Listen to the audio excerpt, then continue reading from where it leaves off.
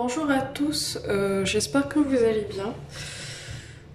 Donc nous enchaînons encore une fois sur le cours des bascules. Je souhaite tout d'abord rebondir sur une question que je trouve assez pertinente, dans le sens où je suppose que la plupart d'entre vous font toujours confusion entre les plusieurs notations qu'on puisse avoir d'un état actif, d'un état non actif et tout le reste. Donc je souhaite décliner ça d'une manière assez explicite. Merci Léa déjà pour la question. Donc quand on dit qu'une bascule est active, vous pouvez trouver sur certaines notations que nous disons que H égale à 1, ce qui est tout à fait symboliquement logique. D'accord? Quand je dis que H égale à 1, il faut revenir en fait à la nature de ma bascule, si c'est une bascule à niveau à franc, et se dire que si je suis en état actif pour un niveau haut, c'est tout simplement quand je suis sur ces cas de figure-là. C'est-à-dire que là, ma bascule, elle est active. Donc, peu importe les signaux qui suivront selon que je suis dans le cas de figure d'une bascule JK, c'est-à-dire le signal J ou K ou le signal de D, je prends la valeur uniquement sur cet intervalle d'activité. D'accord ? Quand je suis sur un niveau bas, c'est tout simplement actif sur un niveau bas, je reprends la valeur en correspondance de mon signal D ou JK, mais uniquement sur ce fragment-là. Quand je suis par contre à franc montant, et c'est ce que j'ai expliqué la dernière fois, la logique entre le franc et le niveau est un peu différente, dans le sens où quand j'ai un niveau, j'ai plutôt un intervalle assez grand de possibilités ou de valeurs. D'accord ? Quand je suis sur un franc montant ou un franc descendant, c'est une valeur instantanée, c'est-à-dire je prends la valeur de mon signal à ce niveau-là. La projection n'est pas sur plusieurs points comme sur le niveau, parce que mon signal T, supposant que j'ai un signal T à ce niveau-là, il peut éventuellement varier, et donc faire varier la valeur de mon QN. Sauf que quand j'ai une horloge à front, je prends la valeur instantanée sur le franc montant ou le franc descendant, dépendamment si j'ai une horloge à franc descendant ou un franc montant. Donc dans le cas de figure d'une horloge à franc montant, je prends la valeur de mon signal à cet instant-là. Si j'ai un T qui est sur niveau haut, eh ben j'aurai 1 sur mon QN. Et ce 1 s'étendra jusqu'au prochain franc montant. C'est-à-dire que à ce niveau-là, ma bascule, elle est inactive. Je précise, elle est inactif, mais sur mon QN, j'étends la valeur qui a été prise sur ce franc-là jusqu'au prochain franc montant. Et quand je suis sur un franc descendant, et ben ça va être à ce niveau-là. Ma bascule, elle est active, mais uniquement à ce niveau-là.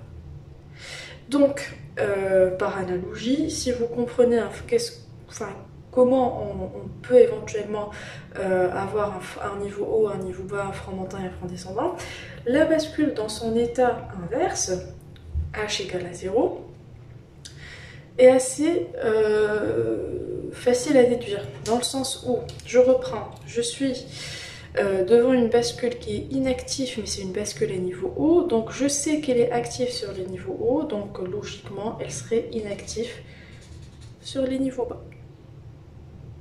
Donc là, j'ai une bascule qui est tout simplement inactive.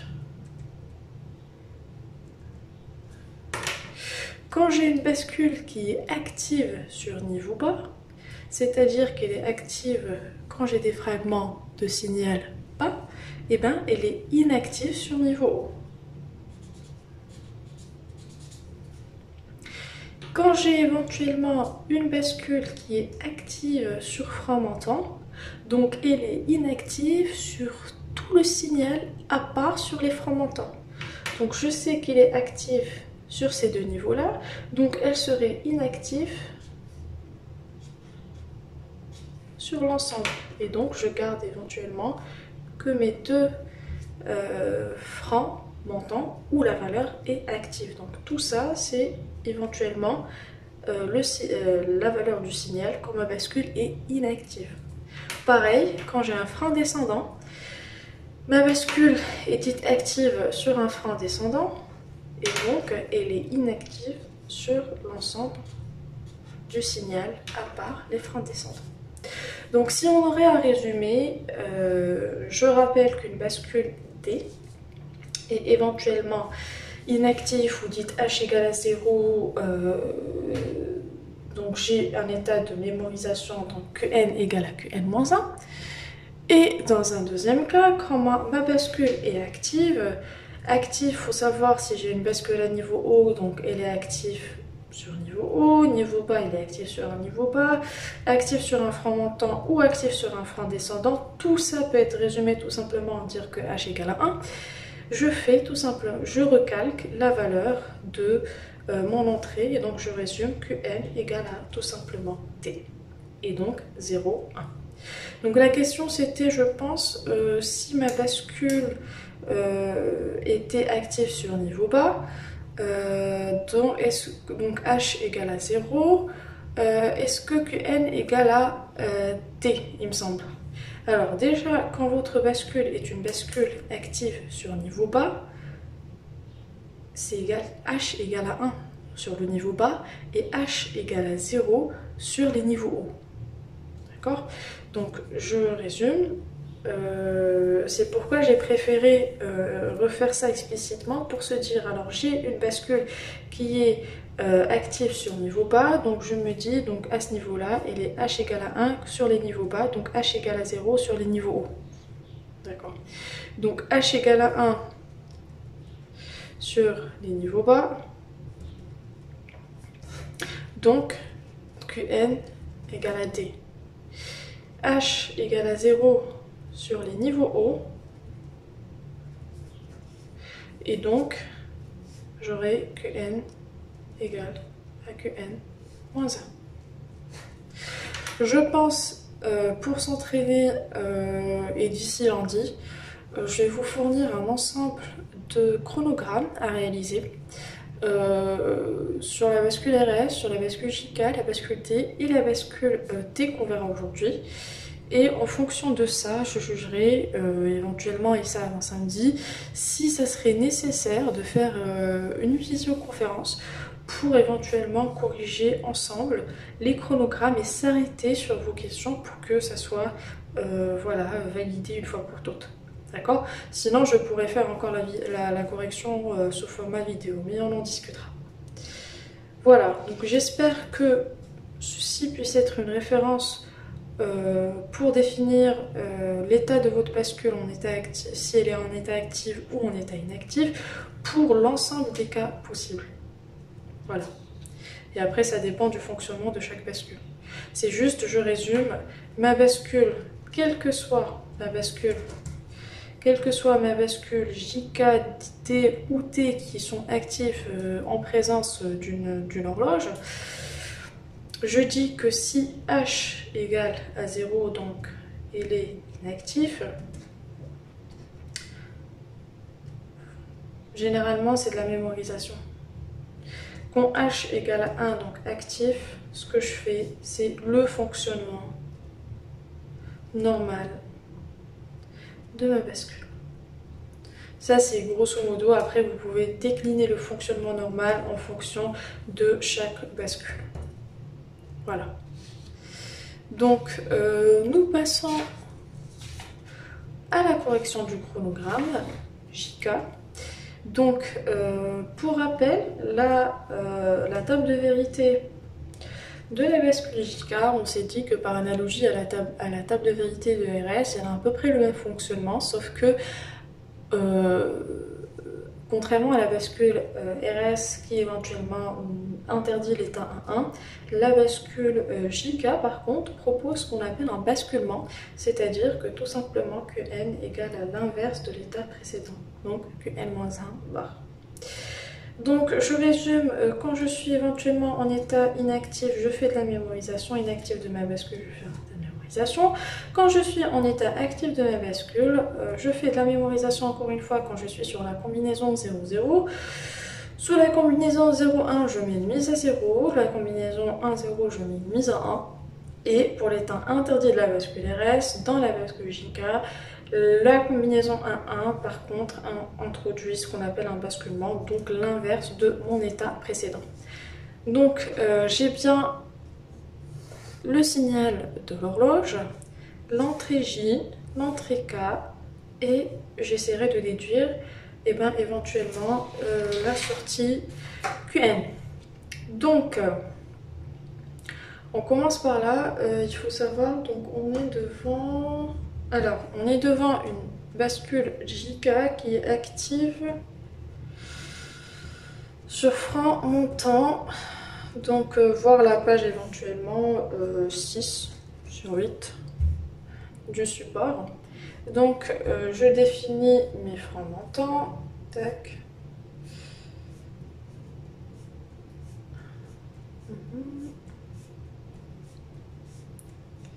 Voilà. Et donc je dis, donc là, premier franc montant, la valeur de J égale à 1, la valeur de K égale à 0, je suis devant la combinaison 1, 0, et donc je fais une mise à 1. Jusqu'au prochain franc montant qui est là. Voilà. Je recense encore une fois la valeur sur ce franc montant là, J égale à 1, K égale à 0, je suis toujours sur un niveau 1, donc combinaison 1, 0, jusqu'au prochain franc montant. Sur ce franc montant là, j'ai J qui égale à 0, K qui égale à 1, donc c'est la combinaison 0, 1, je suis sur une mise à 0 jusqu'au prochain franc montant. Sur ce franc montant là, j'ai encore J qui égale à 0, K qui égale à 1, donc j'ai éventuellement une mise à 0 jusqu'au prochain franc montant. À ce niveau-là, alors j'ai J qui égale à 1, K qui égale à 0, donc je suis devant la combinaison 1, 0, donc c'est une mise à 1, jusqu'au prochain franc montant. Encore une fois, j'ai 0, 0, et donc là, je fais de la mémorisation, donc Qn-1, mon état précédent étant égal à 1, donc je fais de la mémorisation jusqu'au prochain franc montant. Sur ce franc montant, encore une fois, j'ai la valeur qui est égale à 0, 0, mémorisation. Sur ce franc montant, la valeur de J égale à 1, la valeur de K égale à 1, donc 1, 1, donc j'ai un basculement jusqu'au prochain franc montant, c'est-à-dire que là, je fais éventuellement Qn-1 mes barres, sauf que là, je faisais un Qn-1 directement. Là, j'ai encore un franc montant, j'ai la valeur 1, j'ai la valeur 1, donc un basculement, je rebascule, tac, Qn-1 barre. Sur ce franc montant là, j'ai la valeur 1 pour J, la valeur 1 pour K. Donc encore une fois, un basculement jusqu'au prochain franc montant. Encore une fois, 1, 1, on va très bien s'amuser avec les basculements pour un bon moment. Donc Qn-1 barre. Encore une fois, 1, 1, donc je refais un deuxième basculement. Après, quand vous aurez la main, vous allez faire ça assez intuitivement. Vous avez 1, et là, oh, ça change. Donc 0, j'aurai alors 1, 0, donc j'aurai une mise à 1. Voilà. Sur ce franc montant là, j'ai une valeur 0, donc je fais une mémorisation de l'état précédent. Donc je suis sur un Qn-1. Ici, j'ai un 0 suivi d'un 0, mémorisation jusqu'au prochain franc montant. Encore une fois, c'est un Qn-1. Et donc là, j'ai un 0, puis un 1, donc ça nous fait 0, 1, et donc ça fait une mise à 0, tac, jusqu'au prochain franc montant. Voilà, la logique elle est assez simple, il faut juste avoir comme référence votre table de vérité pour chaque bascule, dessiner clairement et surtout avoir un petit focus sur la nature de votre signal d'horloge pour éventuellement savoir si vous allez prendre des valeurs instantanées et les faire propager jusqu'au prochain franc si vous êtes dans le cas de figure d'horloge à franc, soit vous serez sur tout le niveau et donc là vous allez considérer toutes les variations de vos signaux en fonction de la longueur de votre niveau. Voilà. Donc voilà, on avait vu donc la bascule D, la bascule JK, dernière bascule synchrone. Donc nous reprenons, nous présentons la dernière bascule, c'est la bascule T. T pour dire toggle, et qui veut dire tout simplement basculement. Donc le basculement, c'est tout simplement faire passer l'état Qn à un état Qn-1 bar, c'est-à-dire quand H est inactif, mon Qn c'est tout simplement Qn-1, donc on fait de la mémorisation, c'est un peu la même logique sur toutes les bascules. Quand elles sont inactives, elles font que de la copie de l'état précédent. Quand elles sont actives, par contre, la bascule T, elle fait ce qu'on appelle du basculement dans Qn-1 par. Alors, je souhaitais m'arrêter sur le nom de la bascule. Donc vous avez alors bascule T, et ça pour dire affront montant. Je vais revenir sur les notations qu'on avait vues précédemment. Donc c'est une bascule T qui est active sur un frein montant, dont la déduction, si vous voulez, au niveau de la table de vérité. H égale à 0, donc inactif, donc c'est un peu toute la partie où il n'y aurait pas des freins montants. Et là, vous avez un état actif, donc quand c'est éventuellement T il est sur frein, donc H égale à 1 ou T égale à 1. Avant de définir la table de vérité, il faut savoir que la particularité de la bascule T égale à H. C'est-à-dire que l'entrée de données, c'est exactement l'entrée de l'horloge. C'est pareil à dire que ce qu'on avait vu avant pour la bascule T, où vous aviez l'entrée D, puis vous aviez l'entrée H et Qn, les deux là sont confondus en une seule entrée qu'on appelle T, et d'où la présence éventuellement du signe d'horloge sur la même entrée T. Donc, contrairement à la bascule T où vous auriez deux entrées, une entrée horloge, une entrée donnée, la bascule T, elle a une seule horloge qui vaut entrée et donnée. Donc, table de vérité assez simple, on s'est dit que là on peut se permettre de dire que H égale à T, hein, donc, mais par analogie on met toujours H égale à 0. Donc en état inactif, H égale à 0, quelle que soit mon entrée T, 0 ou 1, mon Qn c'est tout simplement Qn-1, donc de la mémorisation. Quand vous avez alors un état actif de votre bascule T, donc T est en état actif, dans ce cas-là, pour une bascule T à frein montant, je suis sur les freins montants. Si mon entrée Qn-1, si Qn-1, c'est-à-dire mon entrée T sur son état précédent égale à 0, donc je bascule en 1. Donc c'est un basculement qui vaut aussi pour la deuxième entrée. Si je suis sur un état où mon état précédent, c'est-à-dire l'entrée de ma bascule en état n-1 égale à 1, je bascule en 0. Il faut s'arrêter pour faire le chronogramme pour que ça soit un peu plus compréhensible. Donc je vous donne un petit moment pour réaliser le chronogramme intuitivement de la page 7 et on le corrige tout de suite ensemble. Donc nous reprenons assez rapidement. Donc je rappelle qu'on est devant une bascule T qui est à frein montant. Donc j'identifie mes freins montants tout d'abord sur l'ensemble du signal T qui est éventuellement aussi le signal de mon horloge.